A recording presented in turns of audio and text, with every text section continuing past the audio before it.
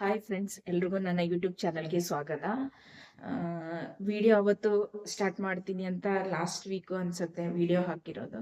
ಆಮೇಲೆ ಸ್ವಲ್ಪ ಪ್ರಾಬ್ಲಮ್ ಆಯಿತು, ಆಮೇಲೆ ವಿಡಿಯೋ ಮಾಡೋಕ್ಕಾಗಲಿಲ್ಲ. ಇನ್ನು ಮುಂದೇನಾದರೂ ಕಂಟಿನ್ಯೂಸ್ ಆಗಿ ಹಾಕೋಣ.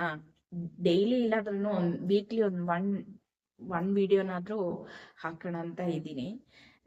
ನಮ್ಮ ಮನೆಯಲ್ಲಿ ಏನು ಗೊತ್ತಾ, ಜಾಸ್ತಿ ಸಾರುಗಳು ಮಾಡಿದ್ರೆ ಮಿಕ್ಕೋಗುತ್ತೆ, ಯಾರಿಗೂ ಅಷ್ಟೊಂದು ಇಷ್ಟ ಇಲ್ಲ.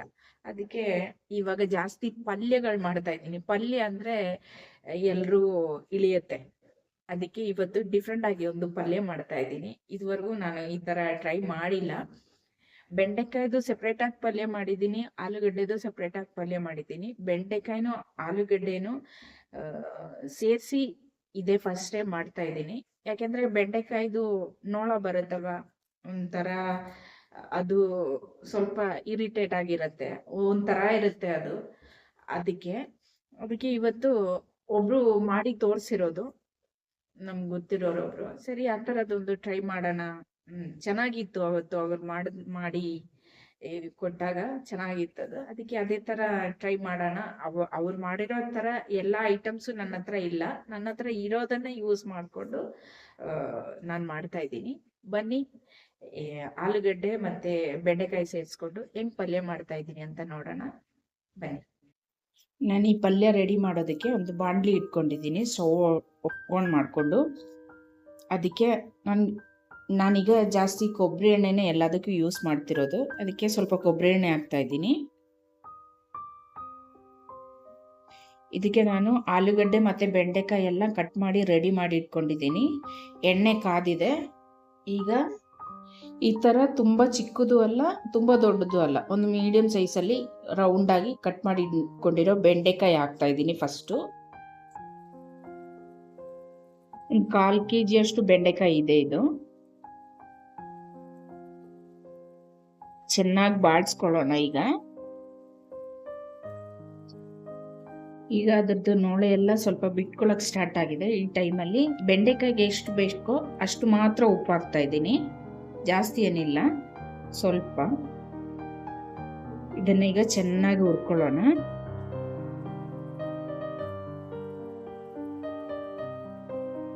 ಬೆಂಡೆಕಾಯಿ ರೆಡಿ ಆಗಿದೆ. ಇದೊಂದು ಇನ್ನೊಂದು ಪಾತ್ರೆಗೆ ತೆಗ್ದಿಟ್ಕೊಳ್ಳೋಣ. ತುಂಬಾ ಫ್ರೈ ಆಗ್ಬೇಕು ಅಂತ ಏನಿಲ್ಲ, ಸ್ವಲ್ಪ ಲೈಟ್ ಆಗಿ ಅದು ಸ್ವಲ್ಪ ಬೆಂದ್ರೆ ಸಾಕು ಬೆಂಡೆಕಾಯಿ ಎಲ್ಲ. ಇದನ್ನ ಈಗ ತೆಗಿತಾ ಇದ್ದೀನಿ. ಬೆಂಡೆಕಾಯಿ ಬಾಡಿಸಿರೋ ಅದೇ ಬಾಂಡ್ಲಿಗೆನೆ ಸ್ವಲ್ಪ ಎಣ್ಣೆ ಹಾಕ್ತಾ ಇದ್ದೀನಿ. ಎಣ್ಣೆ ಕಾದಿದೆ. ಸ್ವಲ್ಪ ಸಾಸಿವೆ, ಸ್ವಲ್ಪ ಜೀರಿಗೆ,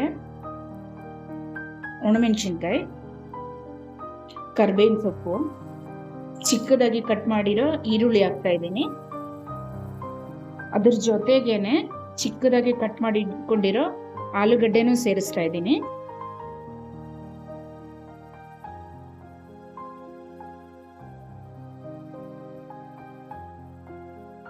ಇದನ್ನ ಚೆನ್ನಾಗಿ ಬಾಡಿಸ್ಕೊಳ್ಳೋಣ. ಚೆನ್ನಾಗಿ ಆಲೂಗಡ್ಡೆ ಚೆನ್ನಾಗಿ ಬೇಯಬೇಕು.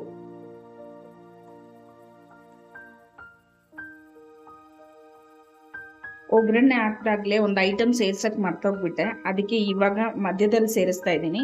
ಸ್ವಲ್ಪ ಬೆಳ್ಳುಳ್ಳಿ ಚಿಕ್ಕದಾಗಿ ಕಟ್ ಮಾಡಿ ಇಟ್ಕೊಂಡಿದ್ದೆ, ಅದನ್ನ ಇವಾಗ ಹಾಕ್ತಾ ಇದ್ದೀನಿ. ಈಗಲೂ ನಾನು ನೀರೇನು ಸೇರ್ಸಲ್ಲ ಇದಕ್ಕೆ, ಇದು ಹಂಗೇನೆ ಬೇಯೋದಲ್ವಾ, ಅದಕ್ಕೆ ಇವಾಗ ಹಾಕೊಂಡ್ರು ಓಕೆ. ಇದೀಗ ಒಂದು ಮುಚ್ಚಳ ಮುಚ್ಚಿ ಚೆನ್ನಾಗಿ ಬೇಯಿಸ್ಕೊಂಡು ಆಮೇಲೆ ಬೆಂದಾದ್ಮೇಲೆ ತೋರಿಸ್ತೀನಿ. ಮುಚ್ಚಳ ಮುಚ್ಚಿ ಇಟ್ಬಿಡ್ತೀನಿ. ಒಂದು 5-10 ನಿಮಿಷ ಚೆನ್ನಾಗಿ ಬೇಯಲಿ ಆಲೂಗಡ್ಡೆ, ಅದಾದ್ಮೇಲೆ ತೋರಿಸ್ತೀನಿ. ಇದೊಂದು 5 ನಿಮಿಷ ಆಗಿದೆ. ಇವಾಗ ಇದಕ್ಕೆ ಟೊಮೆಟೊ ಸೇರಿಸ್ತಾ ಇದ್ದೀನಿ. ಇದೀಗ ಚೆನ್ನಾಗಿ ಒಂದು ಮಿಕ್ಸ್ ಕೊಡೋಣ.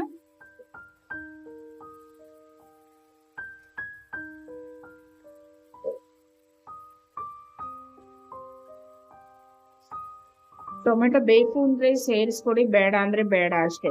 ನಾನು ಸ್ವಲ್ಪ ಹುಳಿದು ಟೇಸ್ಟ್ ಇದ್ರೆ ಚೆನ್ನಾಗಿರುತ್ತೆ ಅಂತ ಟೊಮೆಟೊ ಹಾಕಿರೋದು. ಈಗ ಆಲೂಗಡ್ಡೆ ಈಗ ಅರ್ಧದಷ್ಟು ಬೆಂದಿದೆ. ಇವಾಗ ಇದಕ್ಕೆ ಒಂದೊಂದಾಗಿ ಮಸಾಲೆಗಳು ಸೇರಿಸ್ಕೊಳ್ಳೋಣ. ಜಾಸ್ತಿ ಏನಿಲ್ಲ. ಅರಿಶಿನ ಪುಡಿ, ಖಾರದ ಪುಡಿ, ಧನಿಯಾ ಪುಡಿ ಖಾಲಿ ಆಗ್ಬಿಟ್ಟಿದೆ. ಅದಕ್ಕೆ ಧನಿಯಾ ಪುಡಿನೂ ಹಾಕಬೇಕು. ಆದ್ರೆ ಧನಿಯಾ ಪುಡಿ ಖಾಲಿ ಆಗ್ಬಿಟ್ಟಿದೆ ಅಂತ ನಾನು ಧನಿಯಾ ಪುಡಿಗೆ ಬದಲಾಗಿ ಗರಂ ಮಸಾಲೆ ಸೇರಿಸ್ತಾ ಇದ್ದೀನಿ. ಅರಿಶಿನ ಪುಡಿ, ಖಾರಕ್ಕೆ ತಕ್ಕನಾಗಿ ಖಾರದ ಪುಡಿ, ಗರಂ ಮಸಾಲ. ಇದ್ರ ಜೊತೆಗೆ ನೀವು ಬೇಕು ಅಂದ್ರೆ ಈ ಶೇಂಗಾ ಬೀಜ ಆ ಥರದ್ದೆಲ್ಲ ಇರುತ್ತಲ್ವ, ಆ ಥರ ಡ್ರೈ ಪೌಡರ್ ಮಾಡ್ಬಿಟ್ಟು ಅದನ್ನು ಕೂಡ ಹಾಕೋಬಹುದು, ಚೆನ್ನಾಗಿರುತ್ತೆ ಟೇಸ್ಟು. ಇದ್ರ ಜೊತೆಗೇನೆ ನಾವು ಫಸ್ಟೇ ಬಾಡಿಸಿ ಇಟ್ಕೊಂಡಿದ್ವಲ್ವ ಬೆಂಡೆಕಾಯಿ, ಅದನ್ನು ಕೂಡ ಸೇರಿಸ್ತಾ ಇದ್ದೀನಿ. ಇದೆಲ್ಲ ಸೇರಿ ಚೆನ್ನಾಗಿ ಒಂದು ಮಿಕ್ಸ್ ಕೊಡೋಣ.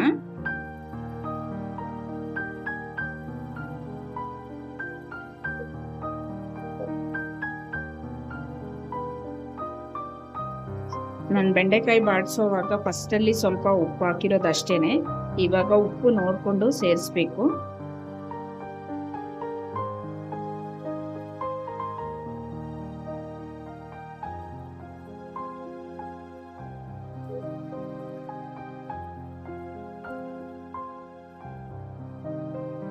ಉಪ್ಪು ಸೇರಿಸ್ತಾ ಇದ್ದೀನಿ.